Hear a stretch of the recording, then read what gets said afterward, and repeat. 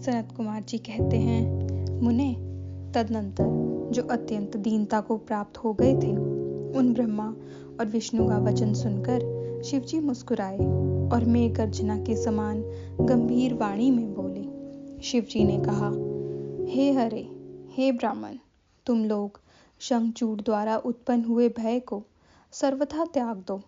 निसंदेह तुम्हारा कल्याण होगा। मैं शंखचूड़ का सारा वृतांत यथार्थ रूप से जानता हूँ। यह पूर्व जन्म में एक गोप था जो ऐश्वर्यशाली भगवान श्री कृष्ण का भक्त था। इसका नाम सुदामा था। वही सुदामा राधा जी के शाप से शंखचूड़ नामक दानवराज होकर उत्पन्न हुआ है। यह परम धर्मज्ञ और देवताओं से द्रोह करने वाला है।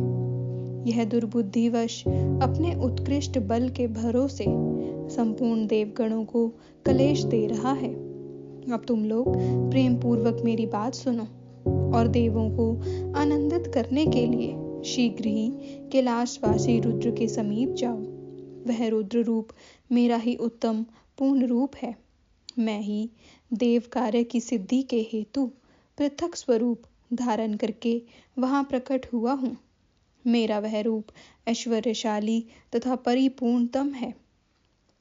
हरे, इसलिए मैं भक्तों के वशीभूत हो कैलाश पर्वत पर सदा निवास करता रहता हूँ।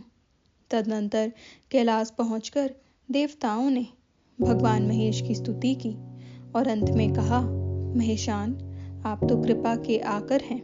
दीनों का उद्धार करना तो आपका बाना है। प्रभु, दानवराज शंखचूड़ का वध करके इंद्र को उसके भय से मुक्त कीजिए और देवों को इस विपत्ति से उबारिए।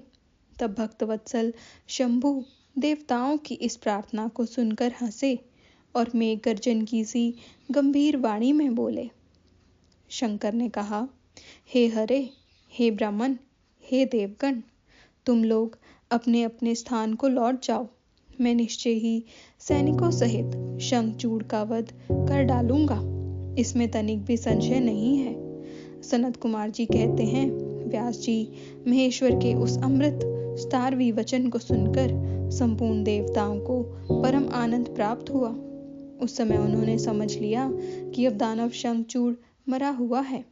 तब महेश्वर के चरणों में प्रणिपात करके विष्णु वैकुंठ को और ब्रह्मा सत्यलोक को चले गए तथा संपूर्ण देवता भी अपने अपने स्थान को प्रस्थित हुए।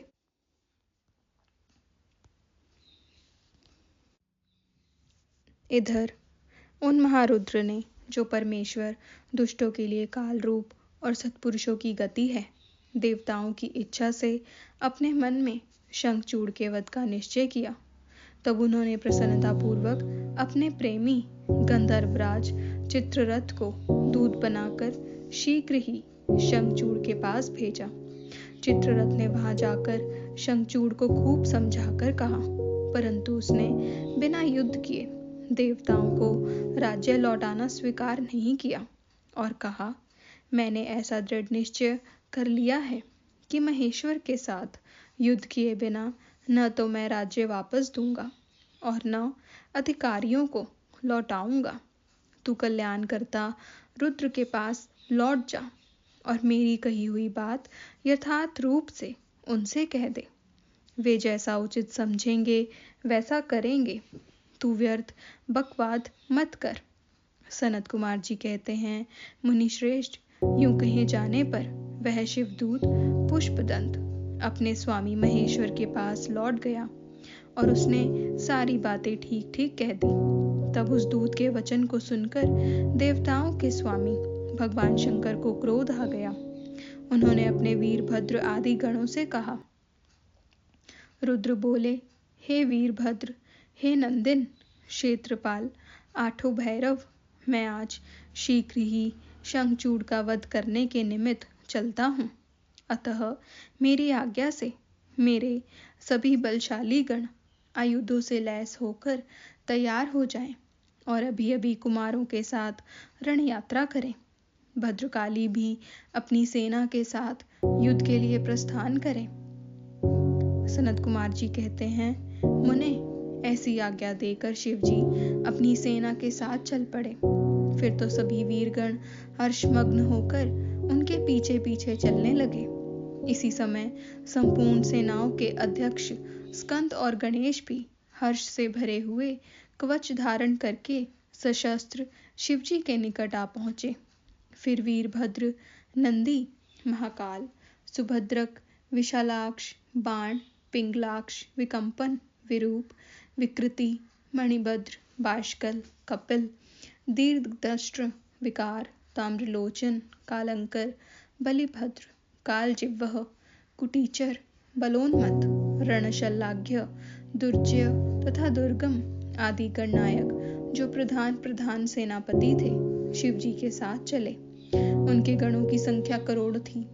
8 भैरव, 11 भयंकर रुद्र, 8 वसु, इंद्र, 12 आदित्य, अग्नि, चंद्रमा, विश्वकर्मा, दोनों अश्विनी कुमार, कुबेर, यम, निऋति, नलकूबर, वायु, वरुण, बुध, मंगल तथा अन्य ग्रह, पराक्रमी कामदेव, उग्रदृष्ट, उग्रदंड, कोरट तथा कोठब आदि ने भी शीघ्र ही महेश्वर का अनुगमन किया। स्वयं महेश्वरी देवी भद्रकाली भी 100 भुजा धारण करके शिवजी के साथ चली। वे उत्तमोत्तम रत्नों से बने हुए विमान पर आरूढ़ थी। उनके शरीर पर लाल चंदन का अनुलेप लगा था और लाल वस्त्र शोभा पा रहा था।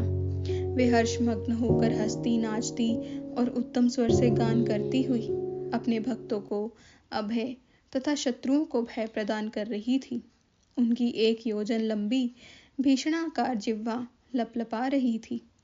वे अपने हाथों में शंख, चक्र, गदा, पद्म, ढाल, तलवार, धनुष, बाण, 1 योजन विस्तार वाला गहरा गोलाकार खप्पर, गगनचुंबी त्रिशूल, 1 योजन लंबी शक्ति, मुदगर, मुसल, वज्र, खड्ग, तीखा फलक, वैष्णव शास्त्र, वरुणास्त्र, वायव्यास्त्र, नागपाश, नारायणास्त्र, गंधर्वास्त्र, ब्रह्मास्त्र, गरुड़ास्त्र, पर्जन्यास्त्र, पाशुपतास्त्र, जिह्वग्रीणास्त्र, पर्वतास्त्र, महान पराक्रमी सूर्यास्त्र, काल, महानल, महेश्वरास्त्र, यमदंडास्त्र, सम्मोहनास्त्र तथा समर्थ दिव्य अस्त्र और अन्य सैकड़ों दिव्यास्त्र धारण किए हुए थी। करोड़ों योगिनियां तथा डाकिनियां उनके साथ थी। फिर भूत, प्रेत, पिशाच, कूष्मांड, ब्रह्म राक्षस, वेताल राक्षस, यक्ष और किन्नर आदि से घिरे हुए स्कंद ने पिता के पास आकर उन चंद्रशेखर को प्रणाम किया और उनकी आज्ञा से पार्श्व भाग में स्थित होकर सहायक का स्थान ग्रहण किया। तदनंतर रुद्र रूपी शंभु अपनी सारी सेना को एकत्रित करके शंखचूड़ के साथ लोहा लेने के लिए निर्भयता पूर्वक आगे बढ़े और देवताओं का उद्धार करने के लिए चंद्रभागा नदी के तट पर मनोहर वट वृक्ष के नीचे खड़े हो गए। व्यास जी, उधर जब शिवदूत चला गया तब प्रतापी शंखचूड़ ने महल के भीतर जाकर तुलसी से वह सारी वार्ता कह सुनाई। शंखचूड़ ने कहा, देवी, शंभू के दूत के मुख से मैं युद्ध के लिए उद्यत हुआ हूँ और उनसे जूझने के लिए मैं निश्चय ही जाऊंगा। तुम इसके लिए मुझे आज्ञा दो। यूं कहकर उसने ज्ञानी ने अपनी प्रिया को नाना प्रकार से समझाया। फिर ब्रह्म मुहूर्त में उठकर प्रातः कृत्य समाप्त किया और पहले नित्य कर्म पूरा करके बहुत सा दान दिया। तत्पश्चात अपने पुत्र को संपूर्ण दानवों के राज्य पर अभिषिक्त करके उसे अपनी भार्या, राज्य और सारी संपत्ति समर्पित कर दी। पुनः जब उसकी प्रिया तुलसी रोती हुई उसकी रण यात्रा का निषेध करने लगी तब राजा शंखचूड़ ने नाना प्रकार की कथाएं कहकर उसे ढांढस बंधाया। तदनंतर उस समादृत दानवराज ने कवच धारण करके युद्ध करने के लिए उद्यत हो अपने वीर सेनापति को बुलाकर उसे आदेश देते हुए कहा। शंखचूड़ बोला, सेनापते, मेरे सभी वीर जो संपूर्ण कार्यों में कुशल और समर में शोभा पाने वाले हैं, आज कवच धारण करके युद्ध के लिए प्रस्थान करें। शूरवीर दानवों और दैत्यों की 86 टुकड़ियां तथा बलशाली कंकों की निर्भीक सेनाएं अस्त्र शस्त्र से सुसज्जित होकर नगर से बाहर निकले। करोड़ों प्रकार से पराक्रम प्रकट करने वाले जो असुरों के 50 कुल हैं, वे भी देवों के पक्षपाती शंभु से युद्ध करने के लिए प्रस्थित हों। मेरी आज्ञा से धौमरों के 100 कुल भी कवच से विभूषित हो शंभु के साथ लोहा लेने के लिए शीघ्र ही निकले। कालकेयों, मौर्यों, दोहर्दों तथा कालकों को भी मेरी यह आज्ञा सुना दो कि वे रुद्र के साथ संग्राम करने के लिए रण सामग्री से सुसज्जित हो चलें। सनत कुमार जी कहते हैं, मुने, सेनापति को यूं आदेश देकर असुरों का राजा महाबली दानवेंद्र शंखचूड़ सहस्त्रों प्रकार की बहुत बड़ी सेनाओं से घिरा हुआ नगर से बाहर निकला। उसका सेनापति भी युद्ध शास्त्र में निपुण, महारथी, महान शूरवीर और रणभूमि में रथियों में अग्रगण्य था। इस प्रकार युद्ध स्थल में वीरों को भयभीत कर देने वाला वह दानवराज 3 लाख अक्षौहिणी सेनाओं पर शासन करता हुआ शिविर से बाहर निकला और उत्तमोत्तम रत्नों द्वारा निर्मित विमान पर आरूढ़ हो गुरुजनों को आगे करके युद्ध के लिए चल पड़ा। आगे बढ़ने पर वह पुष्पभद्रा नदी के तट पर सिद्धाश्रम में जा पहुंचा। वहां एक मनोहर वट वृक्ष विराजमान था। वह सिद्धि क्षेत्र सिद्धों को उत्तम सिद्धि प्रदान करने वाला था। पुण्य क्षेत्र भारत में वह कपिल का तपस्थान कहलाता था। वह भूभाग पश्चिम समुद्र से पूर्व, मलय पर्वत से पश्चिम, श्रीशैल से उत्तर और गंधमादन से दक्षिण था। उसकी चौड़ाई 5 योजन और लंबाई 500 योजन थी। भारत के उस भाग में उत्तम पुण्य प्रदान करने वाली तथा शुद्ध स्फटिक के समान स्वच्छ जल से परिपूर्ण पुष्पभद्रा और सरस्वती नाम की 2 रमणीय नदियां बहती हैं। सदा सौभाग्य से संयुक्त रहने वाली लवन सागर की प्रिया भार्या पुष्पभद्रा सरस्वती के साथ हिमालय से निकली है और गोमंत पर्वत को बाएं करके पश्चिम समुद्र में जा मिली है। वहां पहुंचकर शंखचूड़ ने शिवजी की सेना को देखा। मुने, उससे पहले शिवजी के पास एक दानवेश्वर को दूत के रूप में भेजा। उसने शिवजी से युद्ध न करने के लिए कहा और शिवजी ने उसे देवताओं का राज्य लौटा देने की बात कही। अंत में महेश्वर ने कहा, दूत, हम किसी का भी पक्ष नहीं लेते, क्योंकि हम तो कभी स्वतंत्र रहते ही नहीं, सदा भक्तों के अधीन रहते हैं और उनकी इच्छा से उन्हीं का कार्य करते हैं।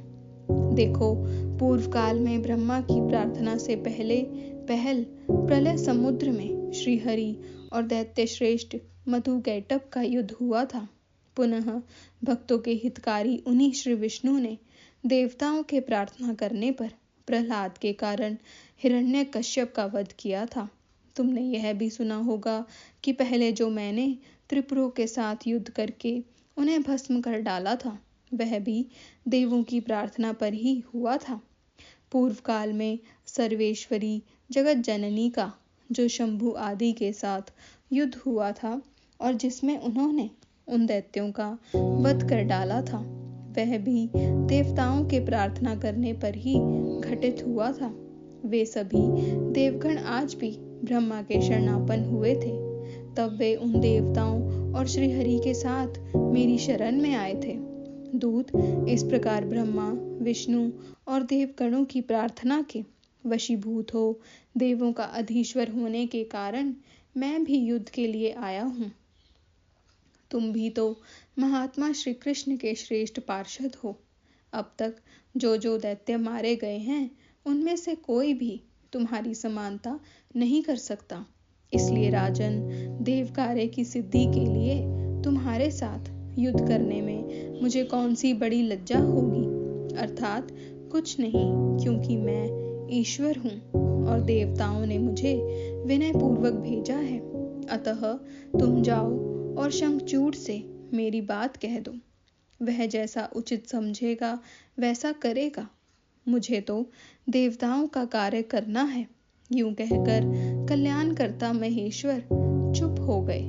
तब शंखचूड़ का वह दूत उठा और उसके पास चल दिया।